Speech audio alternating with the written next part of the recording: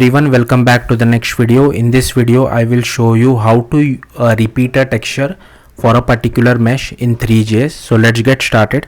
So firstly, I have created a simple HTML, CSS and TypeScript app using Vite, and if you see my package.json, I have just added this dependency for ThreeJS, and inside dev dependency I have added type/3.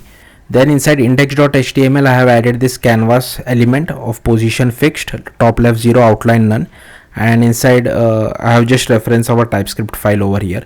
So if you see this main.ts, inside textures I have added one texture of color.jpg, but you can use whatever you feel like, up to you. Then these are all the imports. So here we are creating our scene for ThreeJS. Here we are using texture loader. So I'm loading this texture which is inside my public textures dol color.jpg file. Now to repeat a texture, you just have to use color texture.repeat.set and set this scale to how you want to repeat. Also you have to use this wrap s and wrap t if you are setting this repeat as well, otherwise the output might be looking a little weird. And here you can see I have just created one cube geometry and then created a cube mesh out of it, and here inside for the plane geometry we are passing our texture to it.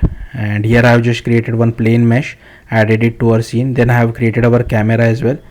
Here we are getting hold of our canvas, then our renderer. Here I have created orbit controls, enable damping is true. I have set the size, pixel ratio as well, and in resize we are updating our camera as well as our renderer. And inside loop we just update our controls, renderer.render scene camera, and here we pass windows.request animation frame loop and pass our loop function. So yeah, that's it. That's how you can repeat it. Thank you for watching. Bye.